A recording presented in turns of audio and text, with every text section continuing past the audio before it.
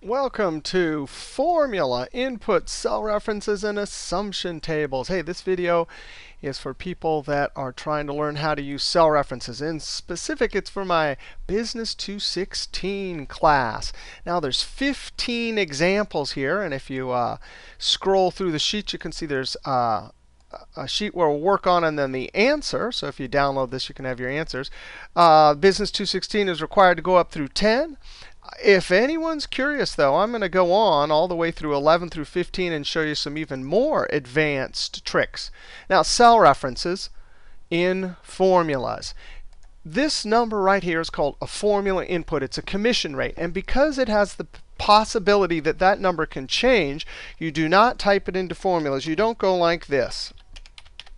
You just don't do that. It is inefficient in the long run. Hard to edit. If your spreadsheet is filled with lots of numbers, it's really hard to find whatever cell, whatever formula, and update it. So what do we do instead of hard coding into our formula? We put it into a cell and refer to it. So we in our formula. Now there's 4 kinds of cell references. If you click over here, there's a little something I wrote. There is a relative cell reference like A1. As you copy it, it moves relatively. Absolute cell references, a $ in front of the column reference, a $ in front of the row reference, means it's locked in all directions. No matter where you copy that formula, it's going to still look at A1.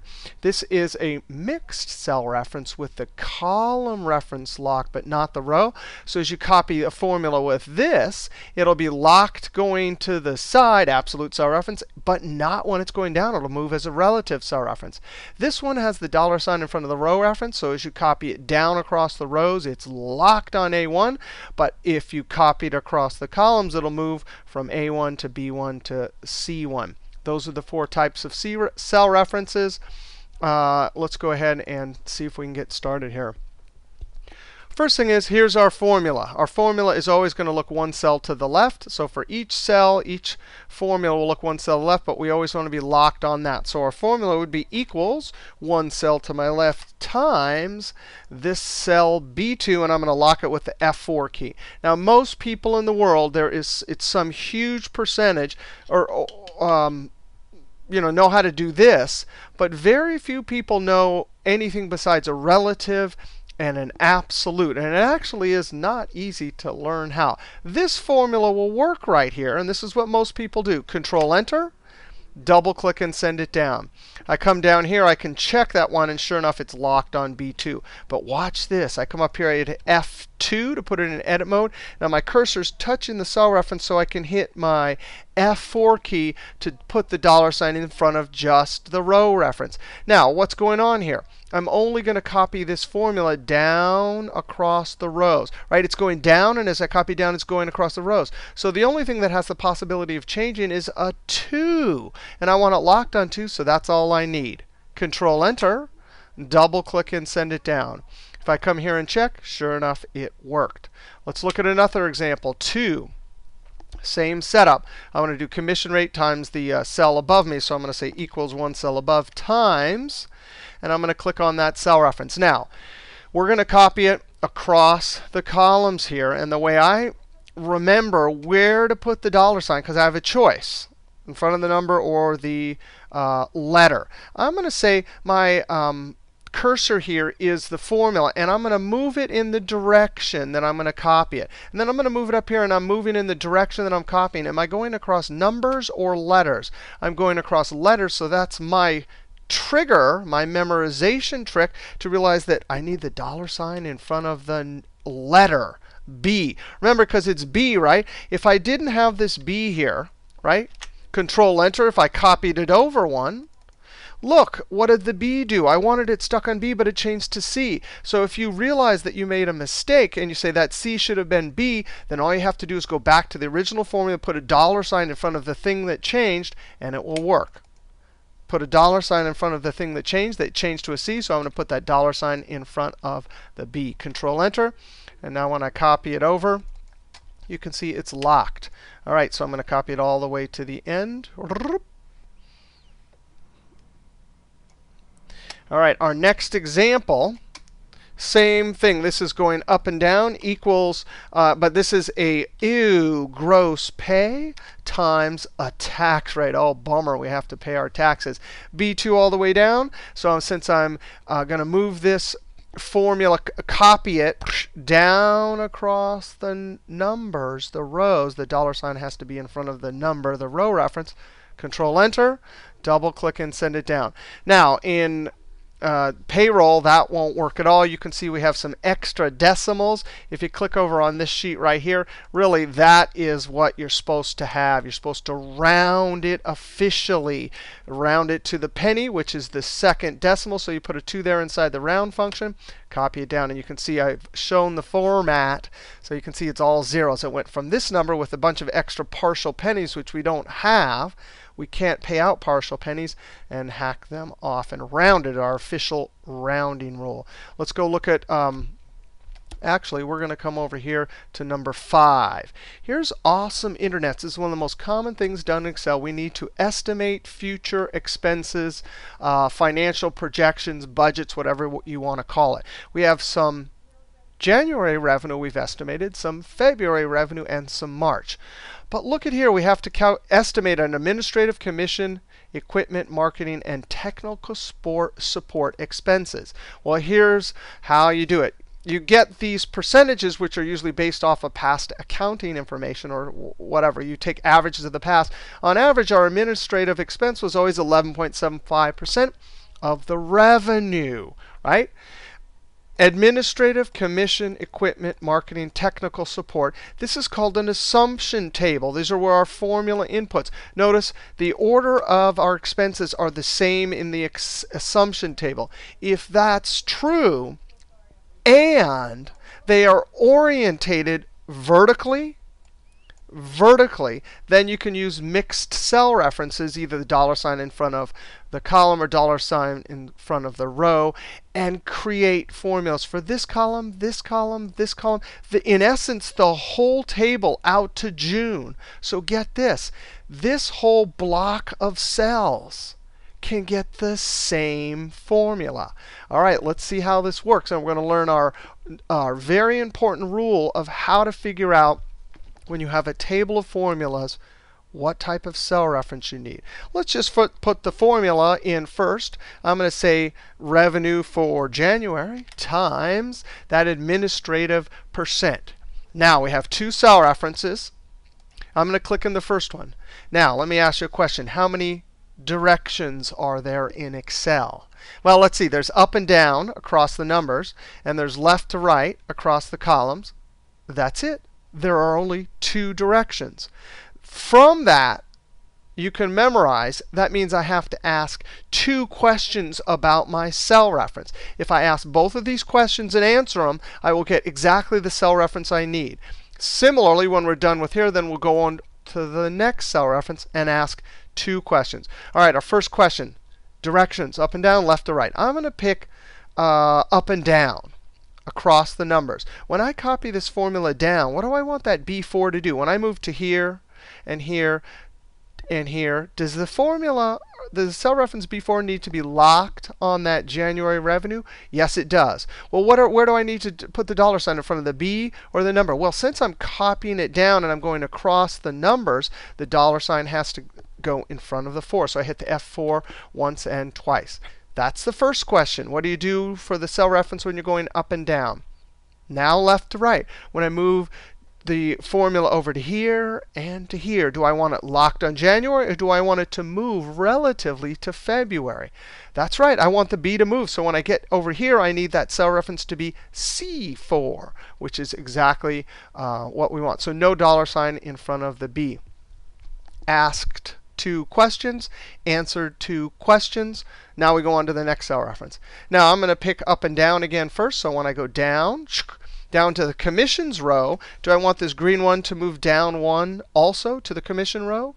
Yes, indeed. So when I copy this down across the rows, I do not want it locked. I wanted a relative cell reference. So I don't put any dollar sign anywhere. Not in front of the row. Now, what about when I go zip over to February and then to March? Do I want this box to move like that relatively, which in essence right now is like 10 cells below. No way. I want it locked on the B column because the assumptions are always in the B column. So I'm going to hit my F4 key 1, 2, 3 times. All right, so I answered the question, what do I want to do when it's going down? What do I want left to right? That is the formula that will work in all cells. Control Enter. I'm going to click and drag, and it's a two-step process when you got a table of data formulas you're copying. Then I'm going to point to my fill handle with my little crosshair or angry rabbit. I'll click and drag. Not over to the totals, just over to June. Now, how do I verify that my formula is correct? I started my formula here. The best way, and really the only cell you need to check, is you go over to the diagonally furthest one away and hit the F2 key. Is that G4 looking at June revenue? Yes, indeed. What about B21? Is B21 technical support, which is exactly what I want? That is profound. Not very many people in the Excel working world know how to do that. And do you see that we created what? 6 times 5? How many? What's that? 6 times 5. 30 formulas with just one formula. Now I want to show you an alternative to copying it down and over. Remember, I'm going to Control Z, Z. We had to copy it down and then over, right? Well, Control Z, Z. If you know that your whole table of data is going to get a formula from the outset, then just highlight the whole all the cells that get the same formula. And in the active cell, build your formula. Equals the January revenue times this 11.75 administrative. And I'm going to lock that one in front of the comma, F4, F column. That formula is the formula we just created. We copied it down and over before, but because we've highlighted all the cells in advance and we put the formula in the active cell, to populate all the cells with the formula, you hold Control and tap Enter. If you do that in an interview when they're giving you an Excel test, they will say, whoa, wow, how did you do that? They'll fall out of character and go, wow. All right, so that is a table of formulas. Now I want to go back over here because this is a hard concept. I've been teaching this class a long time, and even for myself, when I learned how to do this, it was hard. And here's what I would always do. When I would forget, I'd come, because I know how a multiplication table should work, right? In this cell right here, I need 4 times 4, right?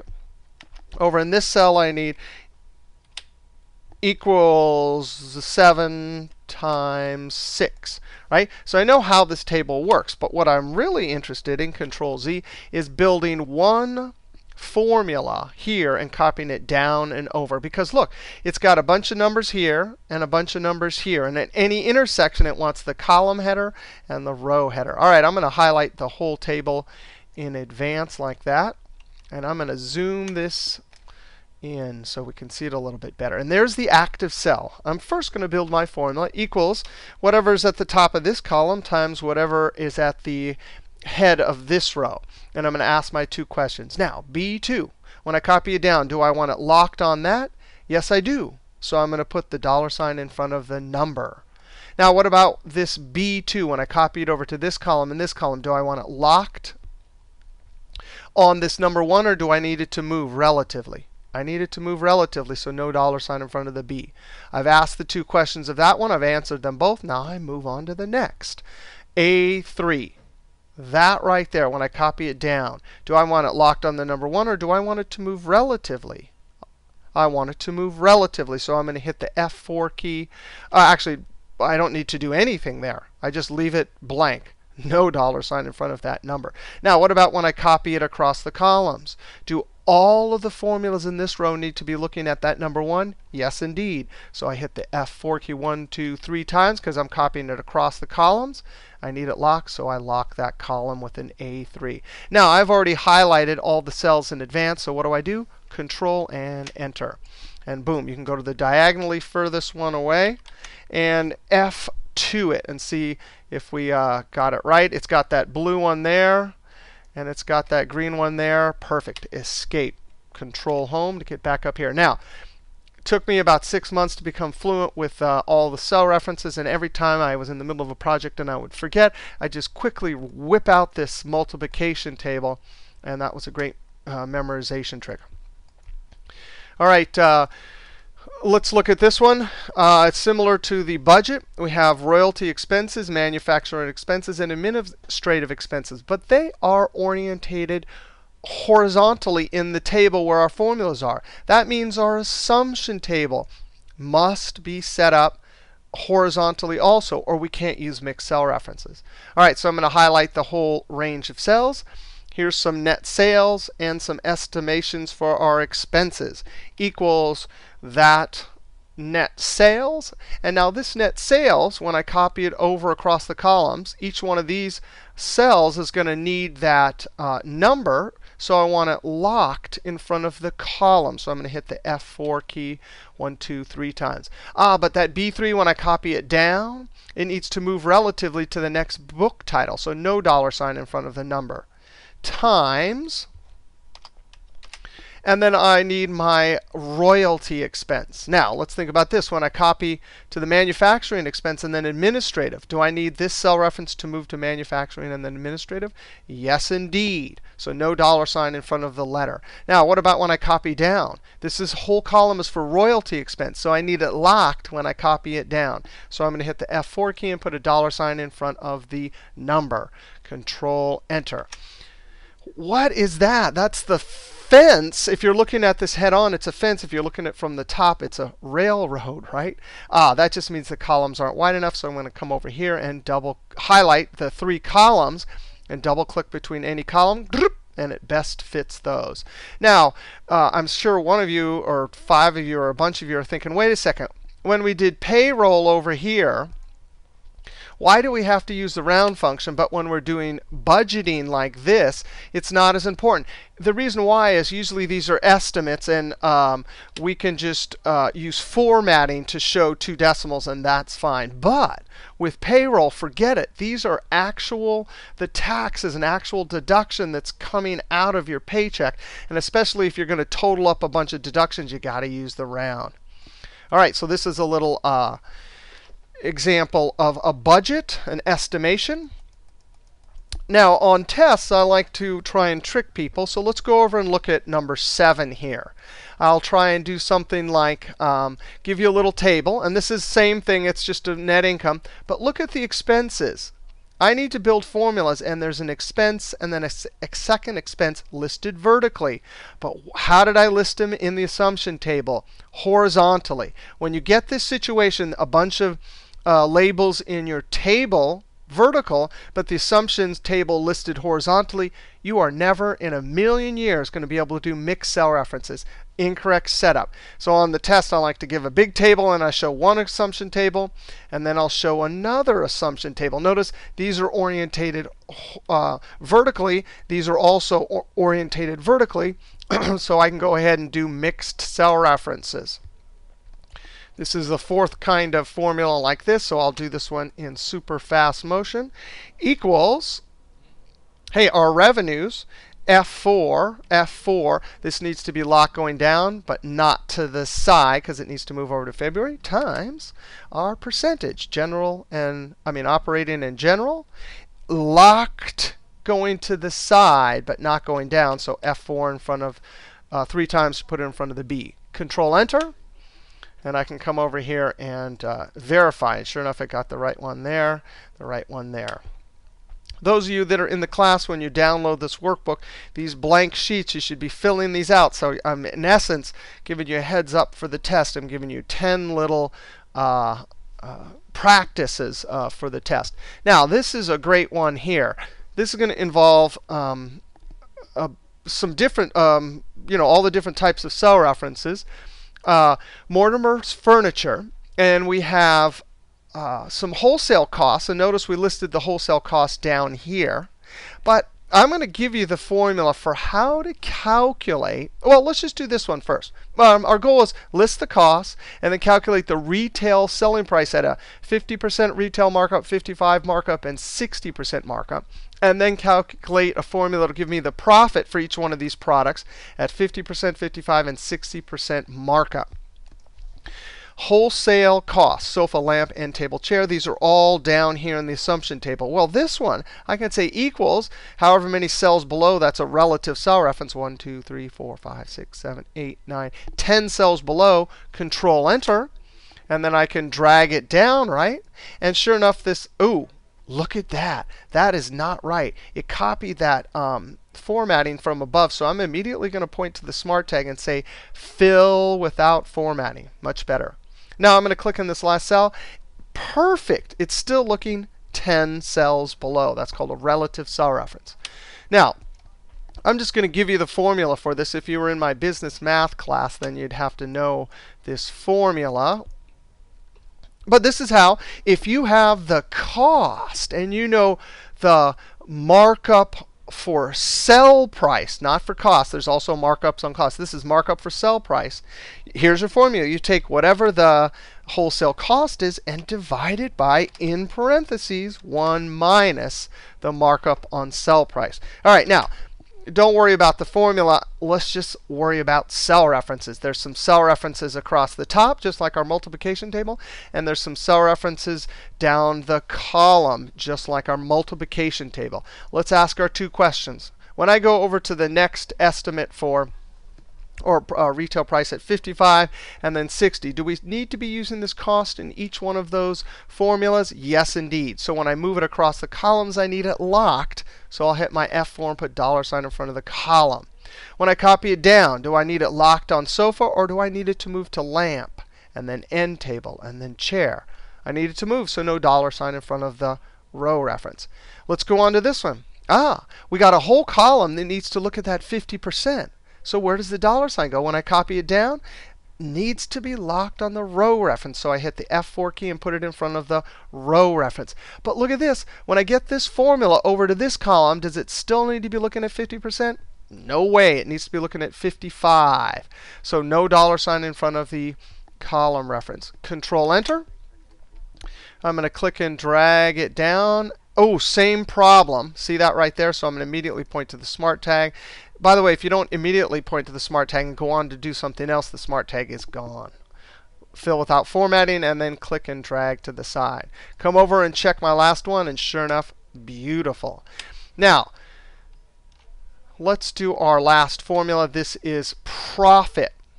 Notice we have a, in essence, table of retail prices. We need those retail prices all here. Each one of these cells, same size, needs to be looking at this. So when we're here, right, this formula needs to be looking at that sell price, right? But the cost, we only have one column of cost. So let's figure out how to do this. I'm going to highlight this whole range of cells here. And in the active cell at the top, I'm going to build my base formula equals whatever the sell price is minus whatever the cost is. Now let's think about this. We already kind of talked about the sell price one. No matter where this formula goes, it needs to be a relative cell reference. Right here, it needs to look there. When I copy it to this cell, it needs to look right there, which is how, what? 1, 2, 3 cells to my left. How about when I'm down here in this cell? 1, 2, 3 cells to my left. There's the sell price for whatever this item is at 55%. And is that what I need there? There's 55. Yeah. So that is a relative cell reference. In both directions, no locking. But what about this one? When I copy, there's my cost, right? When I copy over to my estimate at 55 and 60, do I need it locked on the cost? Yes, I do. So it needs to be locked across the column. F4, F4, F4. Now, what about when I go down, when I copy it down? Does it need to be locked on the 275, or does it need to move to 125 and then 225? It needs to move. So no $sign in front of that number. Now I've highlighted all the cells in advance, so I hold Control and tap Enter. I go to the last cell, double click, and look, it got the 60% markup $250 sell price minus the $100 sell price. That is exactly what I need for this picture item here. That is the profit. So that's another example of how to do a bunch of different cell references. Now, number 10. Oh, this is an incredible cell reference trick. And we're going to learn a couple things. We're going to learn how to use cell references to lock and not lock, relative and absolute. We're going to use a mixed cell reference, but we're also going to see how to do an expandable range. Now, what's the point of this table? We have some sales reps, some January sales. There's a running total. There's a running total. Let's just figure out if we wanted a running total, right? We could say that, and then we get to this formula right here. We could say this plus this. And that formula would actually work. That would be a running total. When I copy down here, I'd get the running total, right? So I'm, in essence, adding this one, then this one, then this one. Now, that's a pretty good formula here. And if you have a small data set, that is, or a large data set, that's probably the preferable way to go. But sometimes I forget that I have a different formula in the column, and like I go to do something, I forget, and I delete them all, forgetting that there was two different ones there. So there is an alternative. It is called, we're going to use the sum function with an expandable range. Now imagine if when we got in this cell, the sum function was looking there. But when we got to this cell, the sum function was looking there. And when we drag the sum function down, in this cell, it was looking at that range. See how each time we copy the formula down, the range expands a little bit? That's called an expandable range. And there's a way to do it if you know how to do cell references. Alt equals is the keyboard shortcut for AutoSum. And then I'm going to Shift colon, and then click on my B2. So what I've done is I've done B2 to B2. Now, if I copy this down, this would be a ridiculous formula because it would always be relative cell references. But watch this. Put your cursor right here and lock it going down across the row. So I'm going to hit F4, F4. That formula right there means part of this range is locked, but part of it's not. And that's how you do an expandable range. Control Enter. I'm going to double click and send it down. And let's just look at this. I'm going to click there. Did the range expand? Yes, it did. F2, did the Enter. F2, did the range expand? Yes, it did. If I control down arrow and come down to the bottom and hit F2, it expanded all the way down. That is totally awesome. Now watch this. This formula will work perfectly even when I copy it over to this column. Because notice I locked that row reference, but not the column. So when I move this formula over to here, let's just try it. Control C, Control V, hit F2. Did it work? Yes, it worked. Because the D wasn't locked, now it's looking one cell to my left. Now I can copy this formula down. And sure enough, that one is expanding too. So it requires for expandable ranges that you think, even though it's a range, we can lock one but not the other. You could actually do the reverse too. And in some situations, some advanced formulas, you might want to highlight the whole range, lock only part of it, and then when you copy it down, the range gets smaller. But from you lock the second one. Let me show you that. Equals. This is not a good example of it, but you could highlight the whole range. It's when you're doing formulas that sort. So then you could lock this one right here. The second one. Control Enter. And then when you copy it down, in essence, it's a contracting range. Now, this is not a good example. Well, it might be if you wanted the total at the top, right? Your sum function. And as you go down, you want it to get smaller by each amount. So that would be another use of this. All right, let's go over here for the Business 216 class. Those are the only ones that you have to watch. However, if you are curious what you might get in an advanced Excel class, we'll move on to some of these other ones. Now, in this situation here, we have a data set. We have month, sales rep, and sales. If I click on one of these cells and control down arrow, I can see there's, whoa, like over 1,300 rows. Control Home. I want a table, and the sales reps are listed just one time each. So Wendy, Victor, Tony, etc., Tiara. And I want a formula that'll add for Andrea, January, February, March. But the problem is, Andrea may have had lots of sales in January, February, March. So we've already seen in this class the sum if function. But here we have two criteria. When I get to this cell, I want to say, please add up all the sales from this column. When you see an Andrea in this column and a February, I'm sorry, an Andrea in this column and a February in this column. So how do we do that? That's summing with two criteria. So there's a great function in Excel 2007. It's called SUMIFS. SUMIFS. Now the SUMIFS function says, give me the sum range. Well, we're adding sales, so I'm going to highlight this. I'm going to click in the first cell and Control-Shift down arrow, and I'm going to hit the F4 key. The F4 key is awesome because not only does it lock it, but it jumps the screen back in view.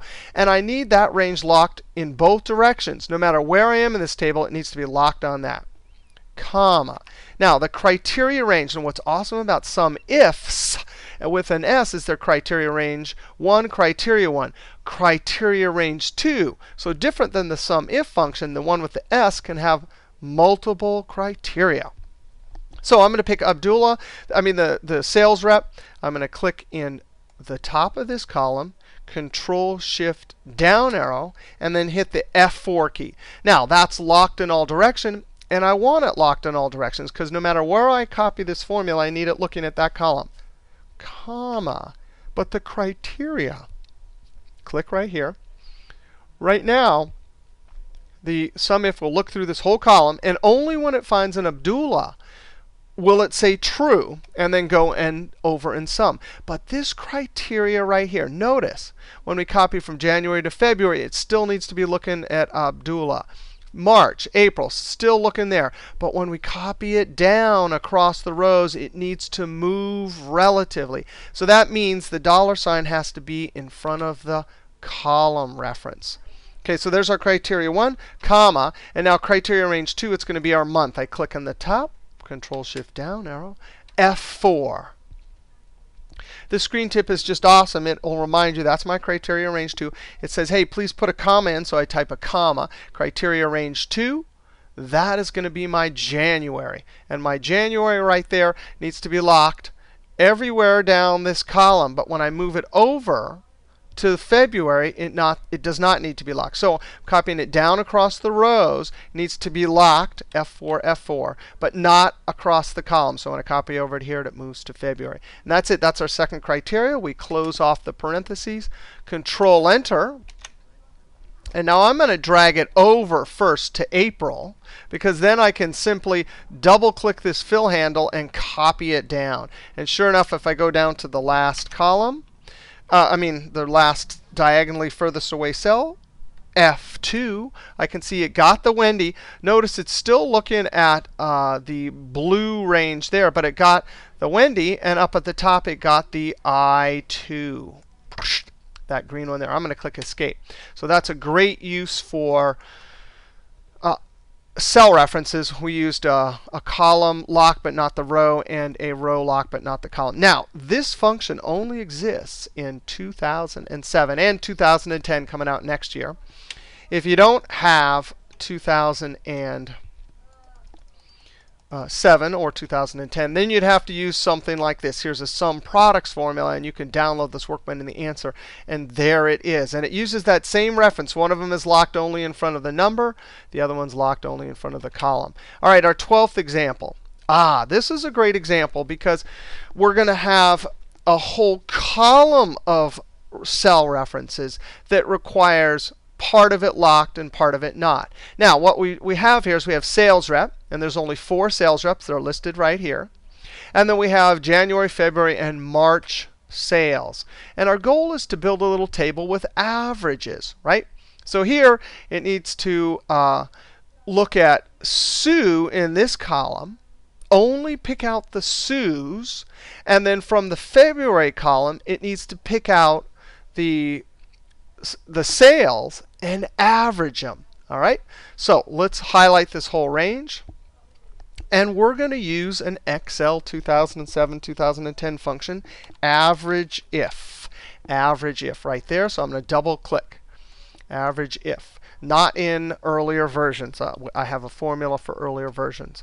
The range, well, that needs to be the range with the criteria, then the criteria, then you put the average range. So the range, our criteria is the actual sales rep. So I'm going to click here. Control Shift down arrow, and I'm going to hit the F4 key. Now that needs to be locked in all directions. No matter where I go, I just need to look at that column, comma.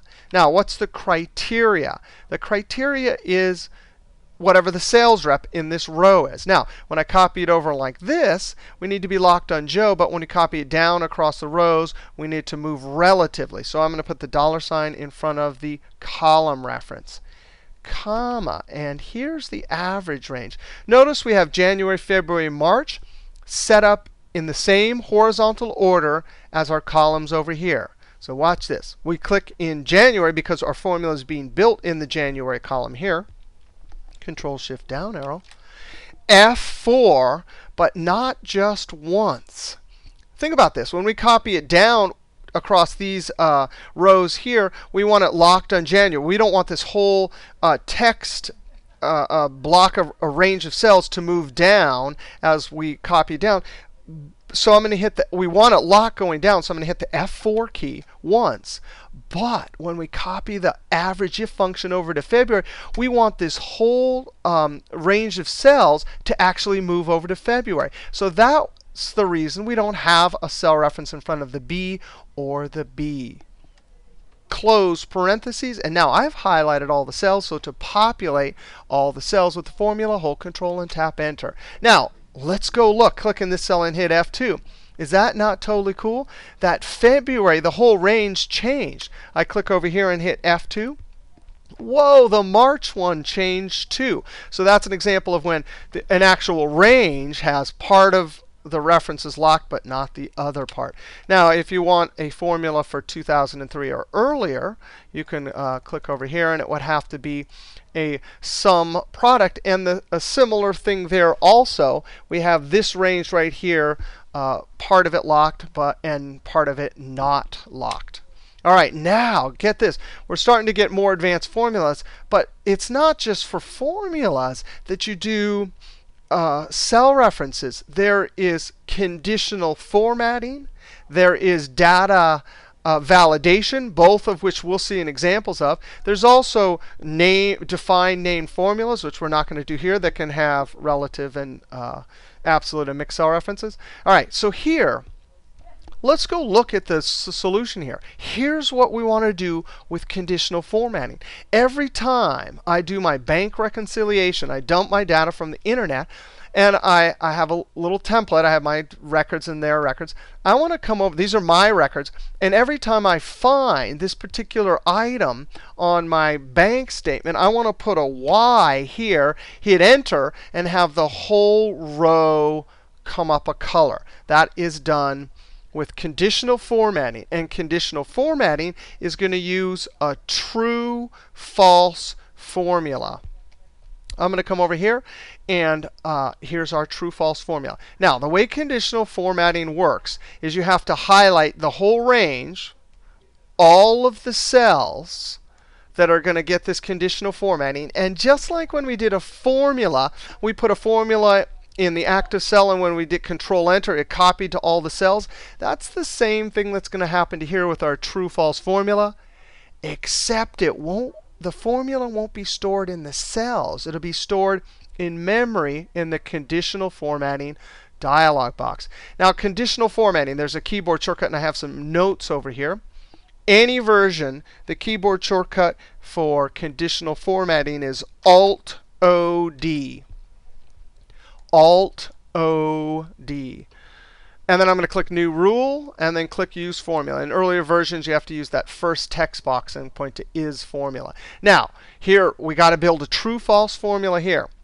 The active cell is the cell that we have to build our formula as if the point of view is from this cell. So watch this. This cell, this cell, this cell, this cell, and this cell all need to be looking at that cell and saying, Is there a y? So I'm going to start my formula by clicking in this cell right here, even though the formula in memory is being stored in this cell. Now, if I'm going to copy across this direction here, and it needs to always be asking, does that cell right there have a y? It needs to be locked going this way. But when you copy it down to the next row, it can't be locked on this one. It has to move down to the next one. So how do you do that? When you copy a formula across the rows and you want it locked, you put a $ in front of the column reference. But if you want it to move relatively as you go down, there should be no $ in front of the row reference. So right in the conditional formatting dialog box, I'm going to hit the F4 key once and twice. There it is. That is column locked, row not. And now I need to say, is that cell equal to, and I've put my y over here. You could put y in quotes if you want also. Right? So, and that needs to be locked in all directions. Now you come to Format, Fill, and I'm going to pick yellow. Click OK. Click OK. Click OK. And now watch this. Every time I'm doing my bank rec, Y, Y, Y, Y, Y. Boom. I have done conditional formatting using cell references. We used an absolute and a mixed cell reference with a column lock and not the row. Now let's go over to 14. We're going to see another conditional formatting cell reference trick. But this one, notice they're getting more and more complicated. This one's going to involve mixed cell references, relative cell references, and an expandable. Oh, actually, no, not this one. This one's just going to be our 15th one will have an expandable range. We're going to use a function, a formula, true-false formula, inside the conditional formatting dialog box that's asking the question, are there duplicates in this column? So for right now, I have rad, rad, and rad. I want a visual cue that will color these red so I can go back and fix them. And if I fix them, I want the conditional formatting to turn off. So here's how it works. Same as just a moment ago if you're doing conditional formatting. Highlight all the cells you want conditional formatting. And we're going to build our formula from the point of view of that active cell. So I'm going to say Alt-OD. New rule. I'm going to click on Use Formula. I'm going to click right here. And now, count if equals count if, open parentheses. And now I have to highlight the entire column here. Notice by default it comes up locked. But this is product line 1. This is product line 2. I only want this formula as it's copied down in memory to be locked on this column. When the formula in memory gets copied over to this column, it needs to move to this column. So that whole range is right there. I'm going to hit the F4 key and lock it only in front of the row reference, not the column reference. That way, this formula will, when it gets over to product line 2, we'll be looking at the product line 2 information. Comma, that's the range. And what is the criteria for counting? It's going to be the actual cell. And we're going to have to use a relative cell reference, F4, F4, F4. That right there.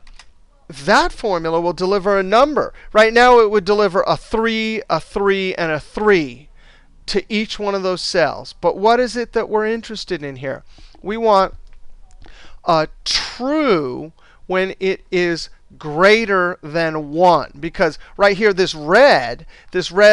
formula will deliver a 1 because there's only one red in this column. So what do we do to convert this function that delivers a number, either 3, 1, 2, etc., or 0 if there aren't? Well, in this case, there won't be any zeros. To convert it from a function that delivers a number to a true false, we simply do a comparative operator. Is that result from the countif greater than 1?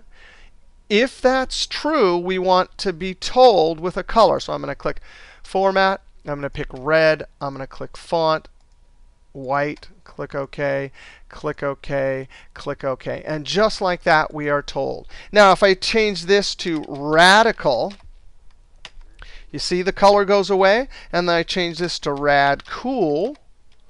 The color goes away for all of them. Now, let's just try this. Cool. I can't type. Cool. Kool. Cool. So as soon as I'm typing into this column, as soon as I type a duplicate, I get a warning, a visual warning. Now, let's go over, that's conditional formatting. Let's go over to our last example of cell references. And this is going to involve data validation.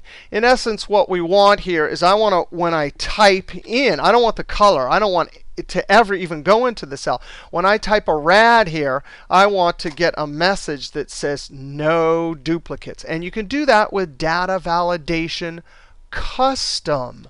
Custom requires a true-false formula.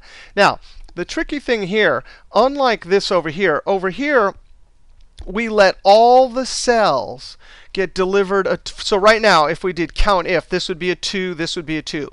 Greater than 1, that would be a true and a true. But for this over here, we want to allow the first one, but not the second one. So we're going to use mixed cell references, a relative cell reference, and expandable range like we saw in trick number 10. Right? So this is data validation. And just like with conditional formatting, the true-false formula is going to go into memory. And you've got to build it as if you were building it in this cell right here. All right. The keyboard shortcut that works in all versions is Alt-DL. You can see it right there, Alt-DL. We don't want to allow any value. We want to allow custom. And this requires a formula. Now, I remember when I first saw this, I was like, what? A formula? Ah, but the formula has to deliver either a true or a false. So watch this. We're going to do equals count if. If I can spell this right. And we need an expandable range. Because as it gets copied down, it needs to expand the range. Right now, it needs to be looking at A2 to A2, so it counts the rad. We're going to say, and it will get 1, and that'll be fine. But when it gets down, the expandable range gets down here, and there's a second rad, it'll deliver a 2, and that's not OK. So our range is going to be A2. I'm going to do shift colon, which is what I should have done earlier when I did number 10. Shift colon puts in A2 to A2. Now, what we want to do is we want to lock just the row reference. So I'm going to hit F4, F4. What this means is that as I copy down, it will expand. But because we're not locking the A, when we move over to product line 2, the B will move, and it will restart a new expandable range for this column. All right, so we're doing mixed cell references and expandable ranges here. Now, then we got to go comma and click on the A2, which is a relative cell reference. Right now, it will deliver 1, and then over here is a 2. But let's think about this. We want the data validation to pop up when it is less than 1. So we want a true to say when it's 1. But as soon as it gets to 2, we want a false, which then will trigger our error message. So I'm going to say is less than 2. That way, when it gets above 2, it'll trigger a false. Right now, this will give us a true, which means true. It's OK to put in the cell. But right here, because the countif will deliver a 2 here, that is not less than 2. It'll deliver a false, which says you're not allowed to put this into the cell. Error alert. I'm going to say no duplicates. And you could put any funny message here you want. All right, I'm going to click OK. And now I'm going to type rad. And it says no duplicate. So now I'm going to put rad cool. Cool. Cool. Cool. And now I get that message. Now let's try it over here. If it worked, over here, rad. OK, it gets it. I'm going to say cancel. Now let's see if it worked over here. Fad. Fad. All right, so that is a lot about cell references. Whoever made it through all 15 tricks here, in regards to cell references. If you understand all of the stuff we did in this video, you are an exceptionally great Excel master, because very few people, at least in my experience, if you go out there and survey all the people every day working in Excel, very few people know all of the cell references, all four.